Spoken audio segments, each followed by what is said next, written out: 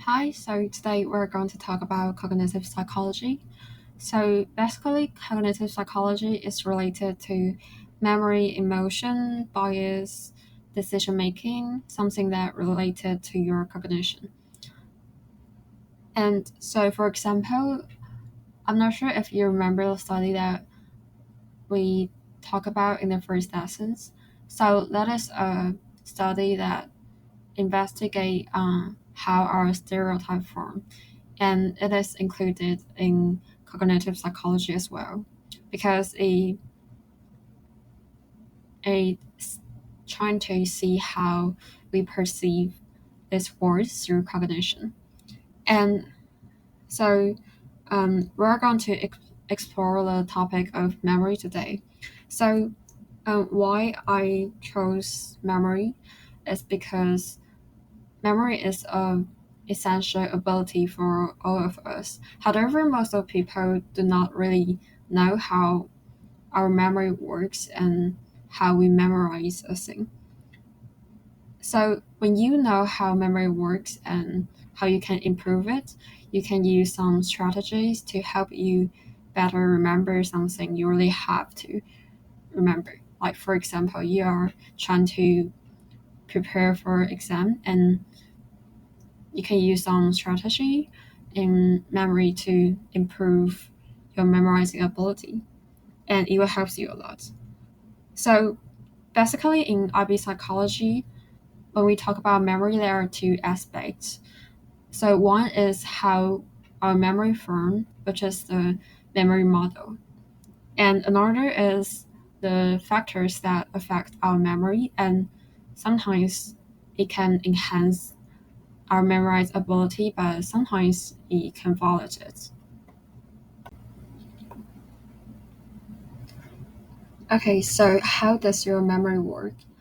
So before I studied psychology in high school, I would probably guess that is like you would get some information and it can be both auditory or visual and you will pay attention on a particular piece of information and you will have memory about it since you are aware about it, like in your consciousness. And in the perspective or of cognitive psychology, it is basically right, but memory model is actually way more complicated than what I just said.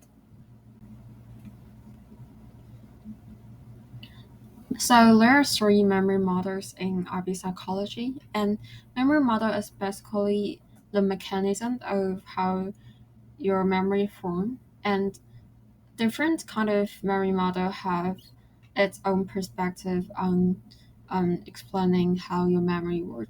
And so first one is multi-story model, and multi-story model emphasized on you get like just kind of like what I answered, like you get information and you encode it into your short-term memory. So encode is like you put your information in the environment into your consciousness, and so you put it into short-term memory, and after some rehearsal, it will be further transferred into the long-term memory, and it will be rather permanent in your record of memory. And the second one is working memory model. So, working memory is actually a kind of memory that's similar to short-term memory, but so for the working memory models, it emphasizes on the different source of encoding. So it argues that you have a system that can control your attention, and you can choose whether you're going to pay attention to a certain memory or not. And there are different sources of memory, like um, the auditory one and the visual one, um, and also after some process, it will be transferred into your long-term memory to be permanent recorded. And the last one is schema theory. So, but this one didn't propose a particular kind of model, they are like transferring to your long-term memory from your short-term memory, but it's more like an abstract concept that people's unconsciousness automatically revise our memory to fit into our existing expectation based on prior knowledge and personal context through encoding and retrieving.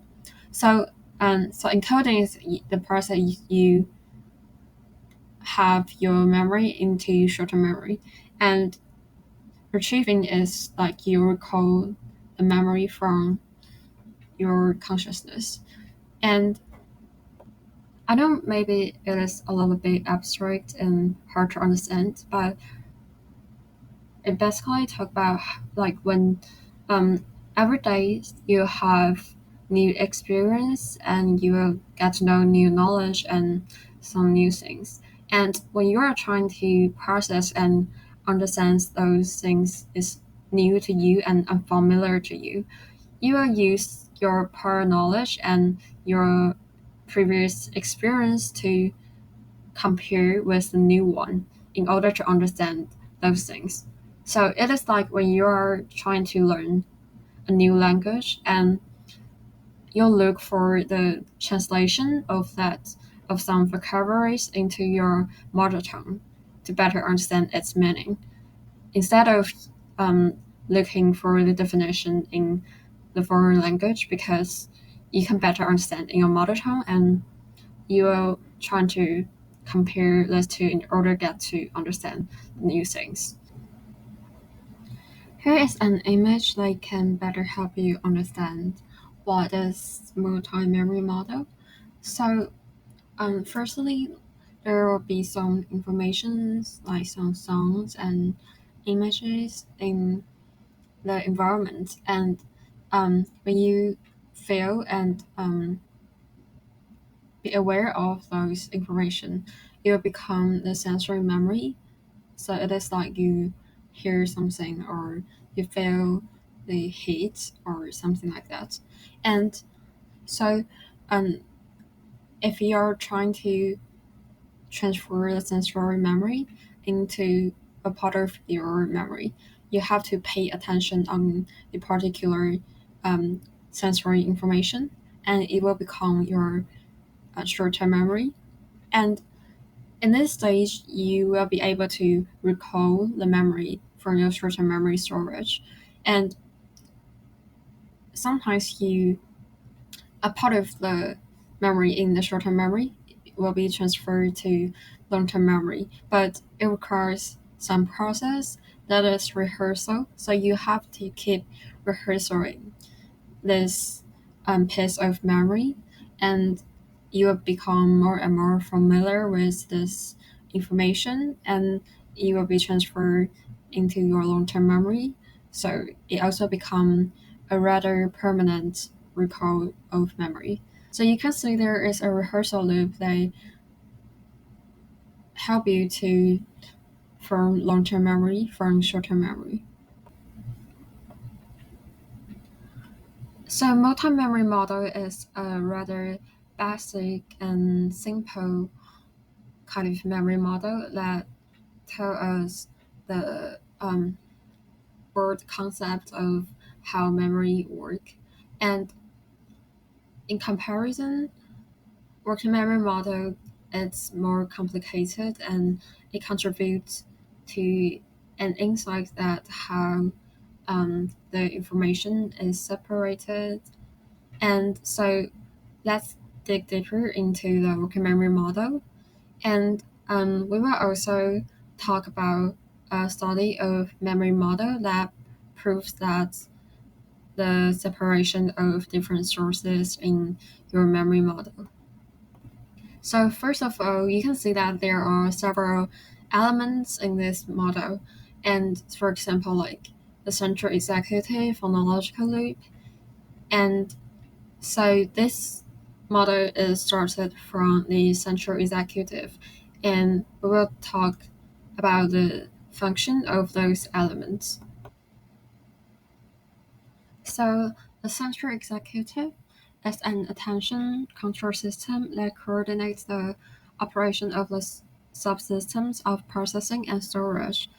So you are used to pay your attention, and you can manipulate it based on like which piece of information you want to see, and therefore manipulate the subsystem, which are the phonological loop, episodic buffer, and visual spatial sketchpad, those things, and in order to process and store your memory and information. So it can help you to focus, divide attention, and switch between different tasks since you can distribute your attention. And it is modality free. It means it can process both audio and visual information. So that is the phonological loop for auditory information and visual spatial sketchpad for visual information. And there are two levels of the central executive. So the first one is automatic level. So it is more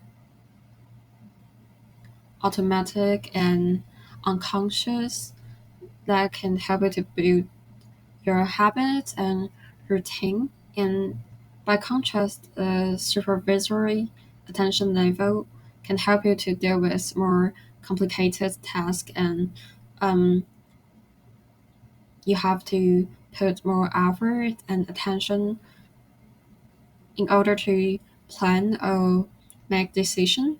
Like sometimes you have to analyze the pros and cons and evaluate something. So those more deep kind of thinking will require more attention. So it will be in the supervisory attention level. So let's move on to the subsystems that are phonological loop and visual spatial sketchpad. So these are two kind of tracks that divide different sources of information. So for the phonological loop, it is for auditory information like sounds or music, something like that, and it is your inner voice and inner ear. So like sometimes you can imagine some songs or some music like playing in your brain, but you did not really, you don't really like say it out loud. So for example, like repeating phone numbers silently, and another is for um, visual information, that is visual spatial sketchpad. Like so, it is your inner eyes. So like you can imagine the space in your house to find where you left your phone.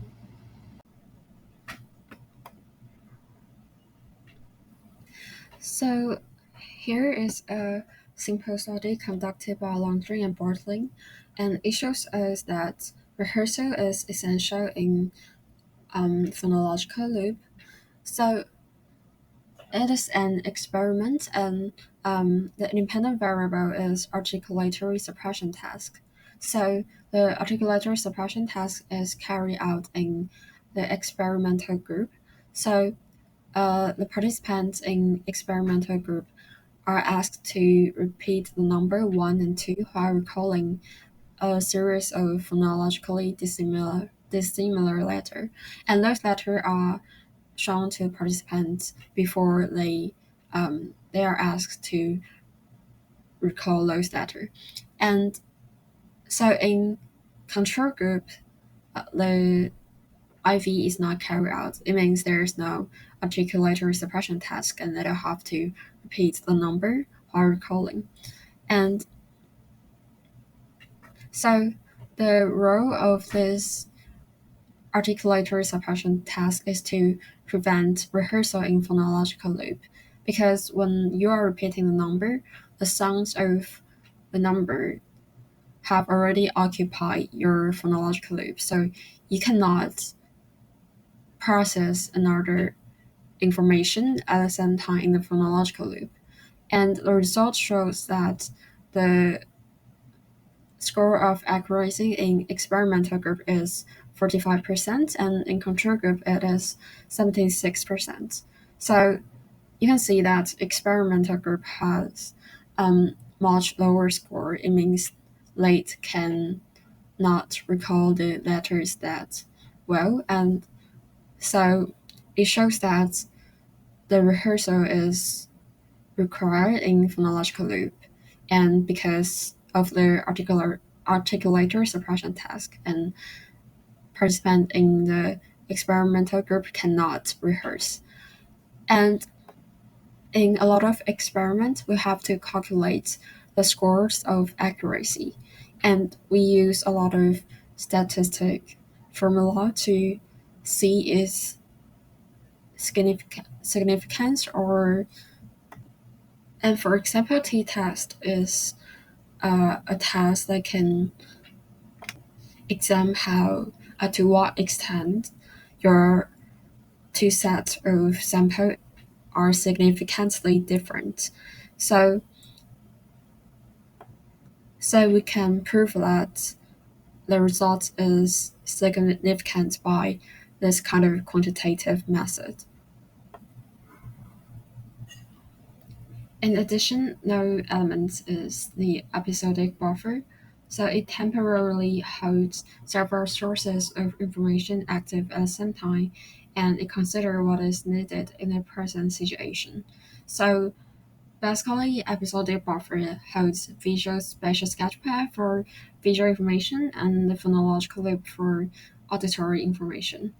And it might involve the long-term memory because you have to retrieve or recall some information in your long-term memory storage sometime.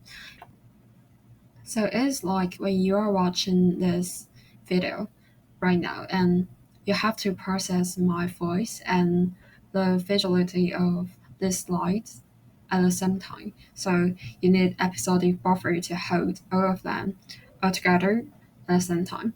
So it is like you trying to recall the details of a landscape because you have to recall the image and the sounds and some details from your long-term memory. And the long-term memory storage is a rather permanent storage of your memory. So as I mentioned, your memory will be transferred to long-term memory from the short-term memory by rehearsal. So it is a study in schema theory that is conducted by Bransford and Johnson. So it is about activating schema. So it is a kind of schema that can evoke the relevant schema from memory into the present reading task. So they use several different conditions to see how the topic of an article can play a role in activating the relevant schema, and it can help you to have a better comprehension in that article since you have some relevant information. So I will send you the link of the summary of the study, and um, you can go through it by yourself. And we also have a handout for this lesson.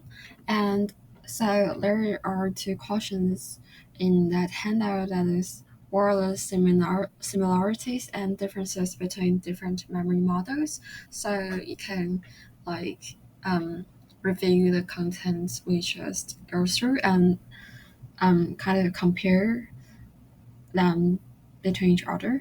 And the second one is how can we apply this concept into our daily life? And this is the handout, and I will send the link to you as well. And this is the end of our lesson.